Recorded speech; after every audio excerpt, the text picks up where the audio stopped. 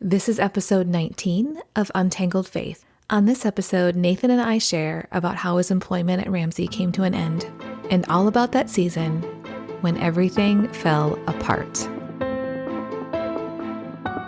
To a point where I started to dread those, not because I felt like my heart had left, but I felt a little bit like the organization had moved on. I soon switched my concern to being afraid that maybe Melissa wasn't safe. I just started praying that Melissa was safe and okay. He became a barometer. Your leader was our canary in the coal mine. We basically said, if he quits, something is really wrong. I think that was the night that we're like, it was okay, terrible. we can't stay. This is Amy Fritz, and you're listening to Untangled Faith, a podcast for anyone who has found themselves confused or disillusioned in their faith journey. If you want to hold on to your faith while untangling it from all the things that are not good and true, this is the place for you. Today I'm sharing part 3 of our Ramsey story. If you're just now jumping in, you can find parts 1 and 2 on episodes 17 and 18. In those episodes, I covered 7 years of our journey. Part 1 started in the fall of 2011, and at the end of part 2, we left off near the end of 2018. As we started this conversation for this episode, Nathan and I were feeling the extra weight of this conversation. You're just being nice to me because you know this one's going to be rough. It's a sad season. Now, I'm feeling the heaviness of this one. Yeah, we're going to talk about 2018, 2019. So during that time, how are you feeling about your job, your workplace? What were your thoughts at the time? I think we talked last time about how there was a big push towards a new building. There were a number of things that were going on as part of that weren't sitting great with me. They kind of fell in that category of things that felt like we were doing it for the money and not just to help people. Right. And I remember we had a bunch of walks around the old neighborhood, but in that other neighborhood, I remember walking around and having conversations about just some of these things that felt like they had the wrong motivation behind them. Were you thinking that these were deal breakers for you? I don't think I was thinking that any of them was a deal breaker individually. I was never thinking, you know what, Nathan's going to leave his job. I was thinking the shine has wore off. We are more aware of the positives and the negatives of the company. In most places, they're okay with you recognizing that they're not perfect. But we knew that in the case of Ramsey, you weren't really allowed to vocalize what you were seeing as negatives. We would talk about it amongst ourselves. Again, in my mind, it was like, well, there's no perfect place to work. And maybe we had thought for a while that Ramsey was pretty close to that. But I was like, yeah, it's not perfect, but there was a lot of good things about it. I think for me, because I would drive by that new building on the way to and from work, and I don't remember when it was, but I remember there was a point where I drove by and was just wondering if I'm actually going to ever be in that building. There were a number of times when Dave would get up and give the talk that would come up on a regular basis about a crusade, which is one of the company values, was that we're on a crusade and we're doing this for a mission. That would get mixed a little bit with just the idea of loyalty. And there would be a talk that would come up maybe 2-3 times a year. It would be this talk about the Crusader mentality and that we're all in this to do these big things. And that talk would almost always end with, and if you're not excited by this, and if you're not fully on board with all these things that we're doing, then your heart has left and you need to leave with it. I got to a point where I started to dread those, not because I felt like my heart had left, but I felt a little bit like the organization had moved on. And the things that I prized about the mission and prized about the crusade, that the organization was seeing other things as being, more important. Every time that came up, I was always concerned that it would be the last time, and that it would be the time that it would force me to come home and have some tough conversations about how it was time to move on. But it was never because I felt like I had changed. It really felt like the company was gradually changing around me. I think driving by that building and looking at it and thinking, I wonder if I'm ever going to be in that building. I think it was partly that, just seeing that things were not the way they were when we first joined. As I do my introspection after that meeting, and I'm like, no, I still fully believe in this team that I'm on. I fully believe in the things that we're doing within my team. Introspect and then decide that everything's fine. Or if not fine, that it wasn't enough to warrant leaving, because there was all this good that was going on and that I was participating in, and great team, and loving the stuff I was getting to do. Yeah, it's a hard thing to communicate because in the last episode, we talked about the red flags, and it would seem you must have been really unhappy, but that's not really the case. There was a lot of cognitive dissonance because Ramsey positioned itself as being a model workplace.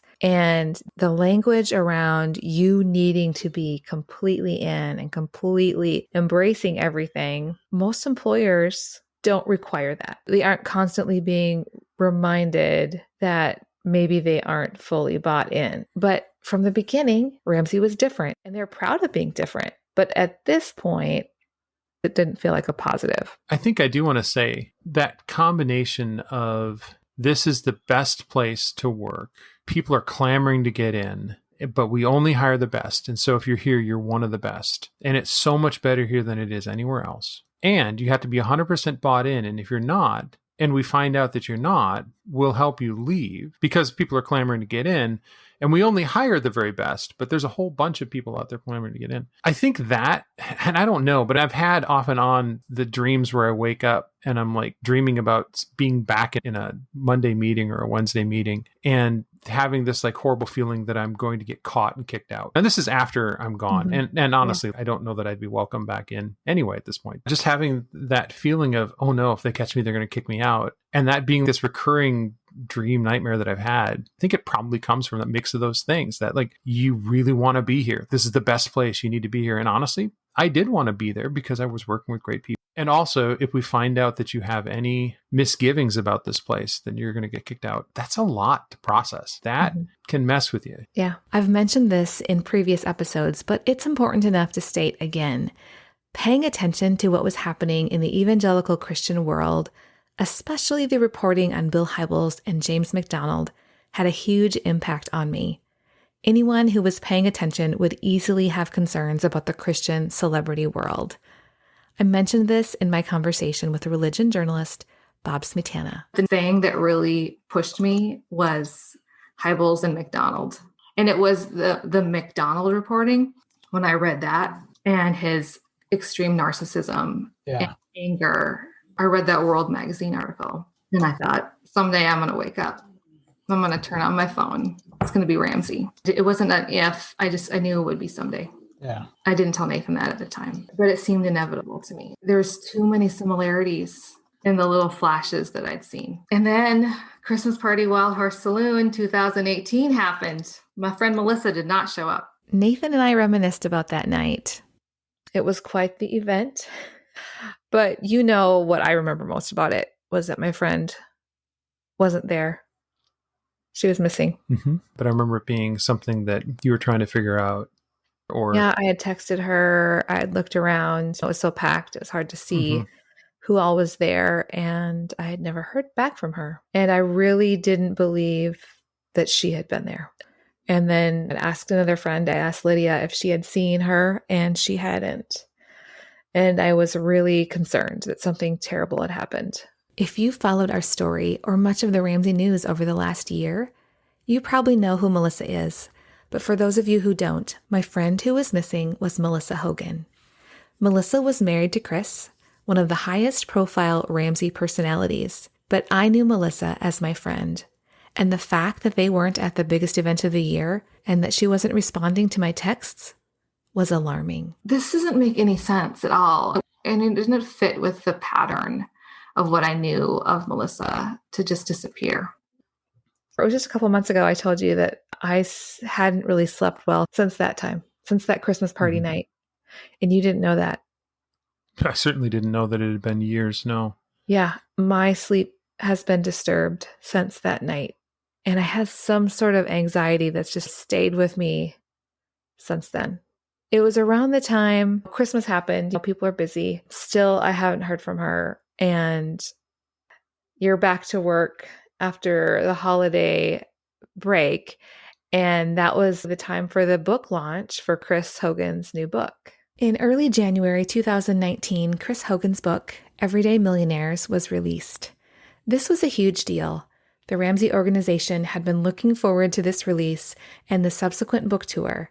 All of the employees were given a copy of the book, and as soon as Nathan brought it home, I grabbed it to see if the book would give any clues as to why I was not hearing anything from Melissa. And I opened it up looking to see. There was nothing mentioned in the whole book. He doesn't mention her at all. There's nothing in the dedication, nothing in the acknowledgement. It concerned me, but what do I know? I know nothing. I remember it being something that you did call out. It seemed not right, but I soon switched my concern to being afraid that maybe Melissa wasn't safe. I just started praying that Melissa was safe and okay. I think it was after looking through that book, I was just determined I want to know what's happening. So I was sitting on the couch in our family room. I brought up Twitter and I was looking at the timeline, Chris's timeline, and seeing who was he interacting with and who was commenting on his stuff. And I happened to see a comment from somebody, several comments from the same person with Bible verses. For some reason, I decided I'm going to look it up. I mean, who sends a Bible verse to someone? You probably were watching a movie or something next to me while I'm doing this without your knowledge. Detective Amy mode is on. And so I'm like, I'm going to look up those verses. And I did. And they were about adultery. My heart sank. I felt sick in my stomach. And I just said, how dare he? I'm not sure there's any way for me to adequately explain everything I was feeling in this moment. I felt sick and angry and scared and sad, all of these emotions at the same time. These tweets weren't from a random person. They were from someone who knew Chris very, very well, and I could think of no other reason for them to be sending tweets with Bible verse references about adultery, along with messages that said how this could really mess up a family. I knew in my heart that he had cheated on her. It just seemed to fit with all the other things, even though we had no hard and fast evidence. Nobody had said anything. And now what do I do? Does anyone know? Do people know? Are they dealing with it? Is she okay? And is he going to lose his job? Because I was absolutely convinced. I'd read the book. I knew where Dave stood on this.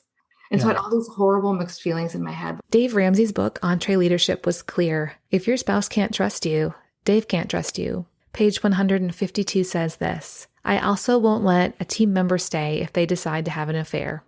It went on to say, those are the types of things that cause someone who has been with us 10 minutes or 10 years to be let go quickly after we discover it. We wrestled with it on our walks around the neighborhood, though, for weeks. I think for most of that time, it was, okay, is this real? When we talked to that, I'm like, no, this really feels like this could be a new thing. This could be real. Then the next thing was, does the company know? Right. And what is our responsibility? And I was thinking, if you know this information and you don't say something. But this is a person that is the face of the company in many ways. This is a person who is going out and representing all of us on news broadcasts around the country and is... Yeah, the stakes were very high. We were also in the middle of packing our house up to move. We prayed about it and just waited. We were in a wait and see mode. So we just prayed and watched, and they sent Chris off for the book tour. And when he came back, Nathan says, they just announced that Chris is taking some time off. So he's been working really hard and he's just a thoroughbred. Dave likes to use that word. Still, no word from Melissa. She's not communicating. I keep wondering if I'm bugging her. We just waited to see because we thought maybe he'll go on a book tour and then something will happen, because they had been working towards this book tour for quite a while. Right. If they knew about it, maybe they were just deciding, okay, we'll get this done with and then we'll deal with it. Yeah. So what happened when the book tour ended? It was a meeting where they talked about him just needing to go on hiatus for a while, that it was just a lot and he needed to take a break. I think I remember you saying that there was a comment about he's like a thoroughbred and they just don't ever stop. There was still that thought in the back of my mind that they must not know this. Yeah, there was a lot of confusion. We could not talk to anyone about this. Only each other. And that was hard. I remember being in a Bible study and I could not tell my Bible study group. I could not tell my Bible study leader because her husband was a contract employee at Ramsey at the time. After that month, Chris comes back. Melissa still isn't saying anything. I think the 4th of March. So it was like right at the beginning of March that he had come back, and there was this celebration. Everything was just back to normal. Like, Hogan's back, hooray! And there was a big, celebration about the success of the book tour. And I think that was what made me realize that either A, they didn't know at all, or they did know and they were going to be fine with it. Mostly thinking they don't know. They must not know. Yeah, they must not know. And, Melissa was still MIA. She had fallen off the edge of the earth, was like barely communicating. Like, I had gotten one response maybe that just said, "Hey, thanks for praying for us. Yeah, we're dealing with some hard things right now." And that was all. But I had noticed, I think I had watched Chris on the video channel. I don't think he had a wedding ring on anymore. That concerned me. So once we got into our new house and settled, we had a conversation where I brought it up again and said, "I think it's time to talk to your leader." And we were scared. I remember being really nervous about it, but we knew we trusted your leader. And I knew if anyone knew anything, it would be him. Just because of their family's relationship with this other family. Right, because they were friends with Chris and Melissa. But I was nervous enough that I didn't want you to use your Ramsey email account to email him on his Ramsey email account, because I was afraid if it was wrong that you would lose your job. So I still have that email. It was interesting to go back and read it because it shows where we were in terms of trying to process through all of it. It ultimately came down to my just saying, I'm just uneasy about this. And if I've misread this situation, it'll be a great relief. But if we haven't, I really don't want to get someone fired. But you also knew how Dave had handled other situations, or how leaders had handled other situations. Right. And that this was such a public facing person. And I think there was that concern that if the company did know, because one of the things that I mentioned in here was just being concerned about being able to believe in the integrity of the company, that if we say we do something, we do it from the bottom to the top. Yeah. And so that was the heart of it. And it's a big deal because it speaks to whether or not the company does what it says it does. Yeah. If the company knows about it. Yeah. If the company doesn't know about it, then maybe they need to know about it, because this is a person that represents all of us at the company. He heard me. He had some similar questions, I believe, and he was trusting that the board was handling things the right way. But he didn't give you any information, did he? He did not. He did say that he might encourage me to speak to leaders above him, and that he could help me do that. But it also wasn't a, you should speak to the leaders above me. It was a, you might. But I think at that point, I was content to just wait. I have absolute faith in my leader. I felt like we had done the right thing, and we could watch and wait and see what he did. Yeah, because we trusted him. He became a barometer. Your leader was our canary in the coal mine. We basically said, if he quits, something is really wrong. As a point of clarification, we weren't just deciding to do whatever his leader decided, but we knew this man's character and integrity. We also knew that he had information about the situation that we didn't have. We were considering all of this with what we had seen and heard personally. Sometime in March, I ended up running into Melissa at a flag football game. And it was the first time I'd seen her since November, the first time we'd had a conversation. And she had a prepared statement for me. And it was basically, Chris and I are separated right now, and God's taking care of us, and he's being a father to my boys and a husband to me. And that was it. So I'd seen the tweets about adultery. She says that they were separated and says nothing else. And so these are the things that we knew for sure. Right.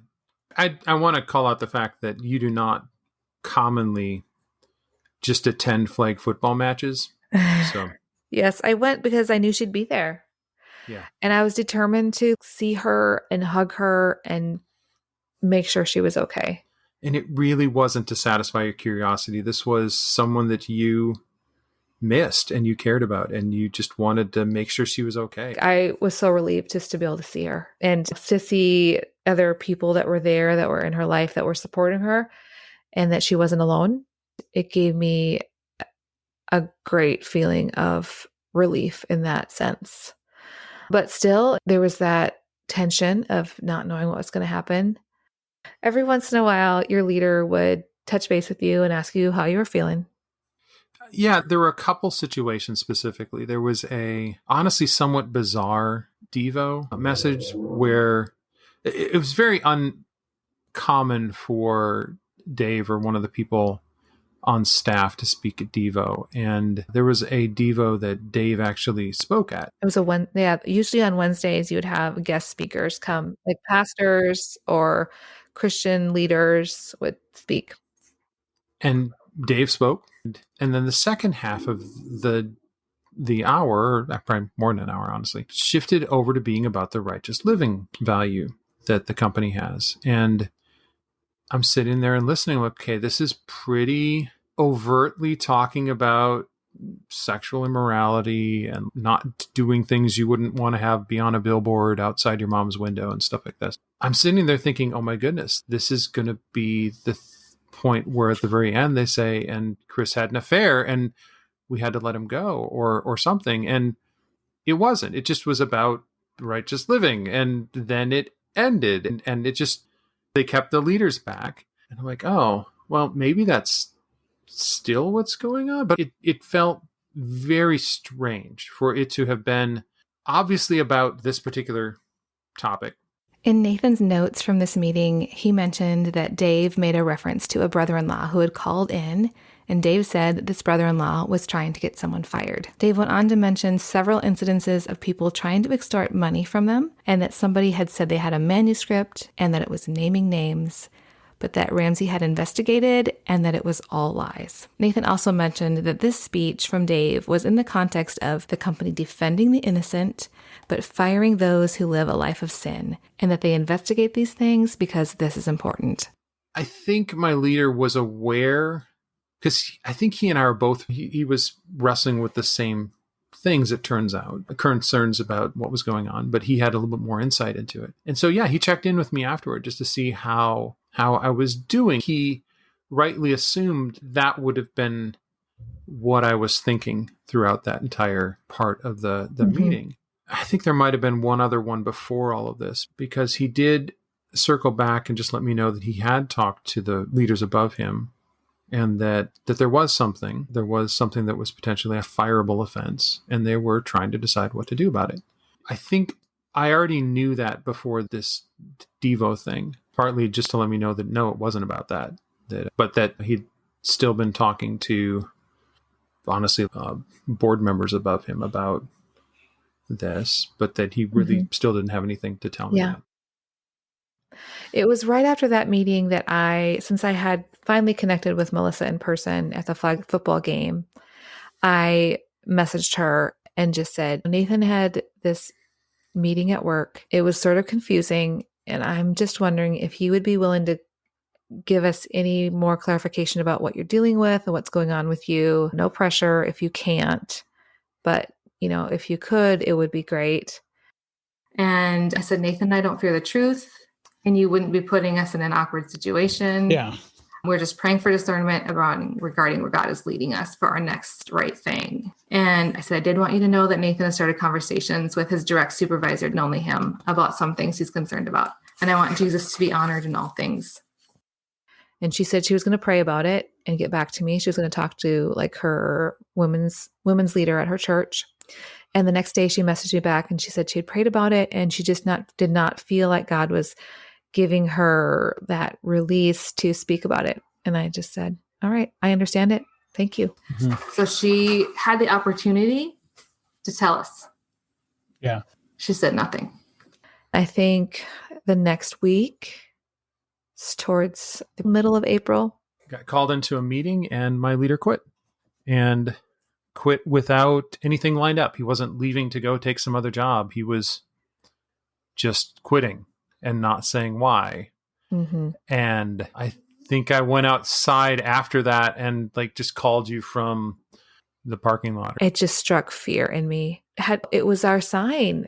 We knew that if your leader quit, it was a sign that things were not being handled very well. And I was at my friend Lydia's house babysitting, I think, when I got either that call or I had just processed that call from you. And I told her what happened. And she was like, what is going on? We didn't have full clarity at the time, but it was we were very anxious. After Nathan's leader announced his resignation, Nathan sent him a message asking if they could meet. And the only conference room we could get was the executive boardroom downstairs, right next to Dave's office. And we realized that, like, how about a walk? It's just building over. And so we just walked around. Again, there are boundaries in terms of what you could communicate downward that were negative and what you could communicate upward. And he was still being very respectful of those boundaries. And so whatever it was that he knew was enough to be causing him to leave, but he couldn't tell me what it was that was causing him to leave. He just said it was related to this issue. And I also remember you telling me that he told you not to do anything stupid. Yeah, he said, don't leave without a plan. Don't do anything stupid. Do go and talk to leadership about this. So he encouraged me to go and talk to them. I was trying to figure out how to broach that with them because I hadn't actually talked to them yet. So I was trying to figure out how to do that. Yeah. After he left, in the time between when he announced he was leaving and when he actually left. On his last day that he was actually there, I think it was the next day then that he pulled me aside to let me know that the fact that I had similar concerns had come up and they were going to want to talk to me. I ended up being pulled into a meeting with the head of my division and another person just to try to alleviate my concerns. They told me how so disappointed that my leader had left without giving them a chance to try to convince him otherwise. And they were all just learning about these things in the moment. They had just learned about these things right now. The reason why Jeff left, which again, I still didn't. And so they were saying that this is the first that they'd heard of it. And they wanted me to give them time. They wanted to talk to me on Monday. Okay. So we went away and we actually went on a trip that weekend and we processed this over the weekend. When I got back, it turned out that one of them wasn't in that day. And so it was going to have to be postponed. Okay. And then right at the end of the day, I don't know when I found out that day, but it turned out it wasn't going to be postponed. That instead I was going to be meeting with 2 board members. I had a meeting with the board member, honestly, that Jeff had encouraged me to go and talk to, and then another one. I took notes. I didn't take notes in the meeting. Right. I took notes as fast as I could after the meeting. As soon as I got out, I went outside and scribbling down everything I could remember about what had been said because it was such a big deal to me. It was the board member that oversaw my entire division and then the board member that oversaw Chris's division. Nathan told me later as he was talking about this meeting that she opened this meeting by looking at him and looking at her notes and saying, here's what we think you know. And right off, they confirmed that Chris had an affair. Now, they said that it was 10 to 12 years ago, but that Chris had an affair. And that was honestly the first time that we had confirmation that what we were most afraid of here was actually the truth. Nathan told me that he didn't doubt what she said about the past affair, but based on all the things that were happening currently, it didn't ring completely true that all the issues were from a decade ago. Not to mention the fact that we had both recently reread the Entree Leadership book and what Dave had said in there, that it didn't matter if somebody had worked for him for 10 minutes or 10 years. That felt like that might be true. Yeah. And also that there had been one more recently. She said they were acting consistently with how they'd acted with previous people. And that actually she laid out a fair amount of what they were doing in terms of trying to provide counseling and all this stuff. I think the implication there was that somehow this had just come to light and that was what was causing the marital issues. And so they were trying to, without actually saying that there was an affair 10 to 12 years ago. And then we're trying to help them. It feels to me now like it might have just been very carefully choosing words to say, yes, there was this thing, which is true. There was an affair 10, 12 years ago. Mm-hmm. And also true that they were trying to give them counseling, that left out a fairly important detail in the middle, which was that there had been at least one other affair recently. Through all of this, there was sort of the underthread that this is what we're doing. Unless more information comes out, Chris is going to be here unless something else comes to light. That's a decision that they've made. That he's part of the succession plan, and that I needed to choose if I can trust leadership. And if I can't, then, well, and that whole idea of if you can't trust leadership, then your heart has left the building and you're going to have to go with it. And that my leader had lost that trust. And that was why he had left, was that he had lost that trust in leadership. Do you remember what they said about my relationship with Melissa? They said people are not always who they seem to be. And you weren't as close to Melissa as Casey probably was. I have no idea what she was attempting to accomplish by downplaying my friendship with Melissa. But I don't actually care who Melissa is closer to, and her opinions on Melissa's friendships were irrelevant. And the implication there being that Melissa was saying things that weren't true, and that we shouldn't believe the lies that Melissa was saying, which she hadn't said anything. What I was hearing was unfortunately like confirmation more than setting my mind at ease. Yeah. Were you reassured by the words that like we're acting consistently with how we've dealt with similar... No. Like from the get-go of, yes, he had an affair. And it was while he worked there. That was like the sinking pit in my stomach where it's okay. They know. This is absolutely something that they know about. Because when they said that, I didn't believe that was the only affair that they knew about. Yeah. Because that didn't make sense, that all of this would be coming from an affair 10 to 12 years ago. We'll talk about this more in depth in another episode, but we had confirmation later that Nathan's instincts were absolutely right. The fact that they were willing to imply that any affair that they knew about had happened a decade ago, while conveniently leaving out what they knew had happened recently, was deceptive. It has been a really big disappointment to know that Nathan's executive vice president sat there silently, and knowing now that he knew the truth at the time of that meeting, he knew that Nathan was a good man. And he also knew while he sat there that they were covering for someone who was not. They told you to go home and pray about it, right? They said to pray for discernment. And actually, I might have said we have been. And so that night we talked. I remember sitting in the family room and processing it together and just feeling sick over it. I think that was the night that we're like, it was terrible. We can't stay. I think that was the night where we had to come to grips with that. I remember sitting there just in silence together, both just devastated and not wanting to say it, what needed to happen. And I remember saying, I don't want you to have to quit. That was the acknowledgement that you were going to have to. I was like, I don't want you to have to leave. But it was a big, big deal. You weren't going to lie and say that you were okay with it. At that point, I had to decide, can I trust them? And I had to acknowledge the fact that, no, I don't trust them.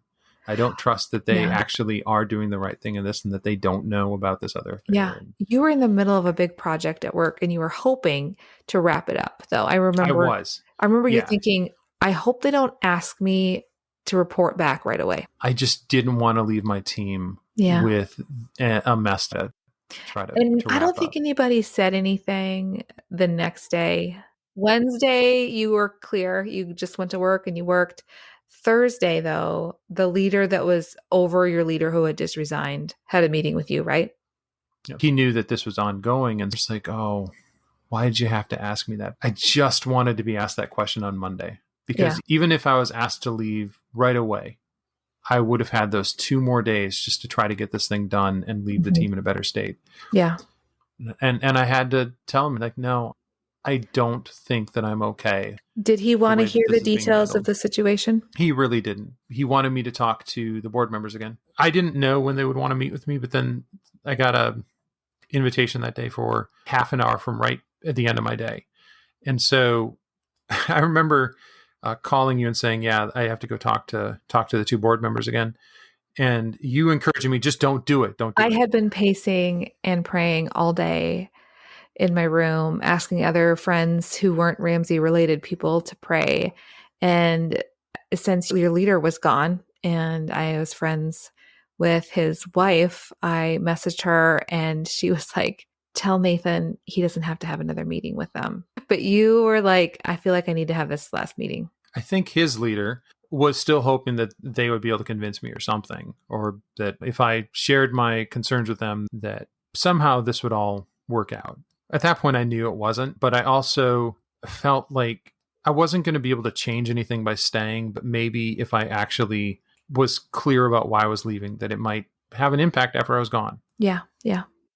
Nathan mentioned that this final meeting was another one of those meetings where his EVP was mostly silent and the other board member did most of the talking. I remember having rehearsed what I wanted to say in my head.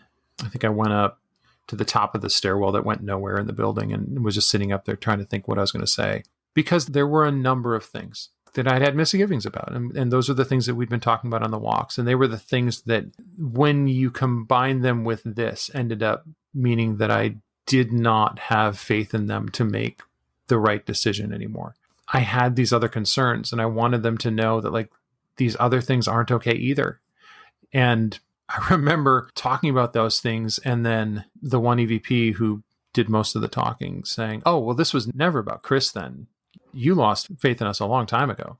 And That's such a terrible, horrible gaslighting thing to say, as if it was your fault that you had concerns, when it was all about things that they had done. Yeah.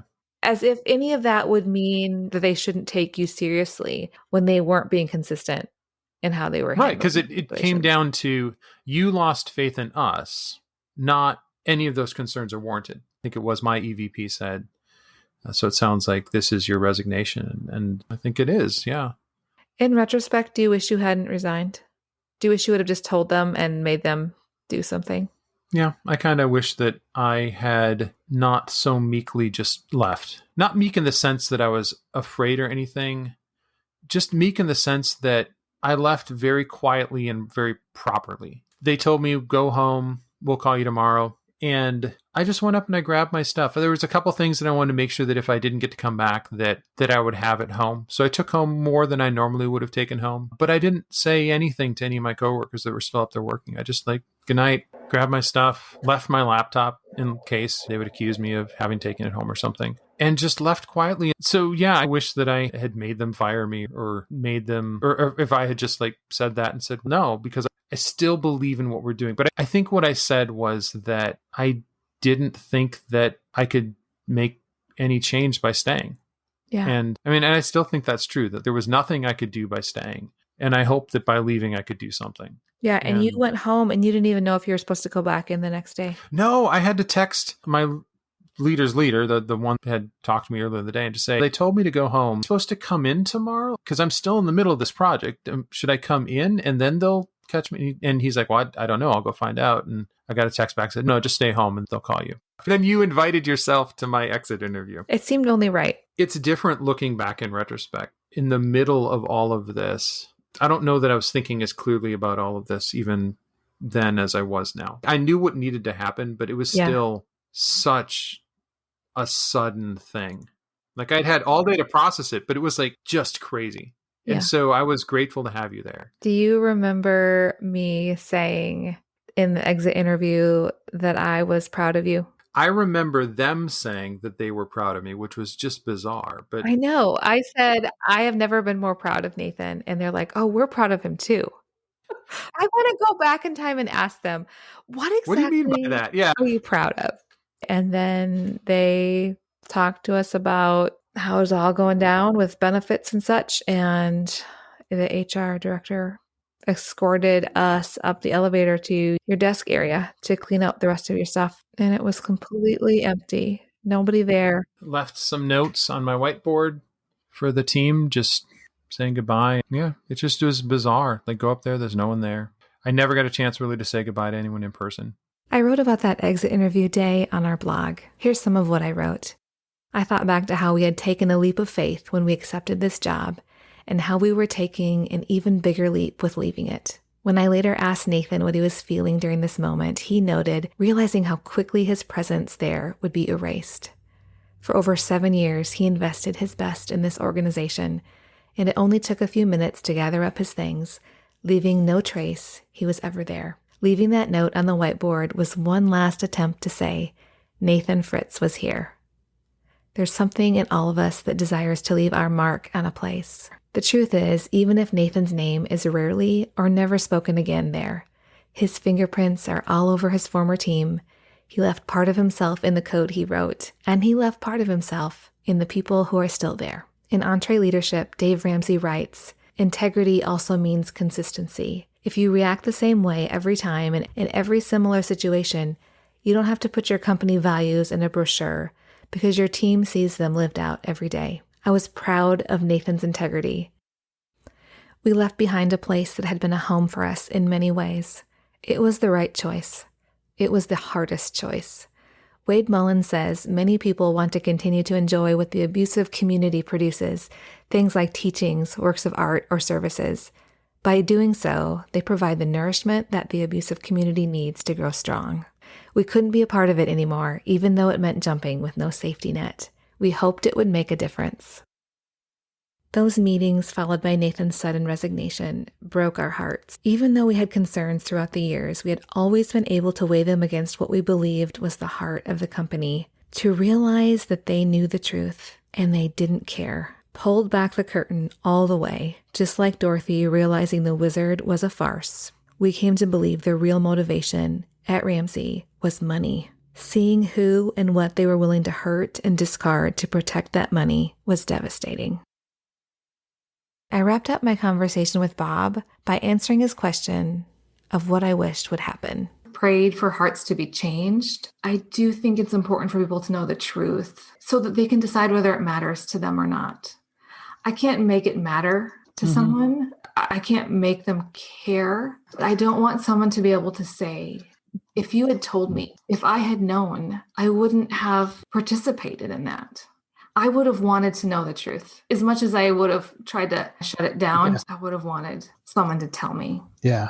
And you know what? I don't fault people there. There's so many wonderful, godly people that work there. And it's such a big place that they may have a wonderful experience. They may have a great leader. Yeah. But at a certain point, though, you can't help but see all of the dead bodies. You're having to tripping over the dead bodies. Yeah. You're purposefully not seeing it. Telling our story is complicated by the fact that it isn't just our story. It was the realization that a family was in crisis that started this chapter. We had our own disillusionment, but the harm inflicted on Melissa by board members at Ramsey Solutions when she came to them for help cannot be overstated. And while you have heard a small part of her story here, most of you will never know the depths of what she has and is still walking through.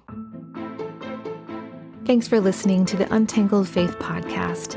This podcast is supported by listeners like you. You can support this work by joining our membership community on Patreon. There you can find bonus interviews, transcripts, access to live streams. To check this out, go to untangledfaithpodcast.com and click on members. As always, you can find all the show notes at untangledfaithpodcast.com, and you can find me on Facebook and Instagram as Untangled Faith. And I'm on Twitter as Faith Untangled. On the next episode of Untangled Faith. Truthfully, we had folks working here that heard things and believed that we were covering for Chris and quit. So, which is kind of okay. That's probably a good thing. I love you, but if you don't believe I've got integrity and do what I say I'm going to do, you should quit. And if you don't have the backbone to come ask what the flip's going on, you should quit if you're just going to believe lies on their face. I'm okay with that. That's how this works. It's messy, y'all. This is grown-up talk, isn't it? Welcome to your first day.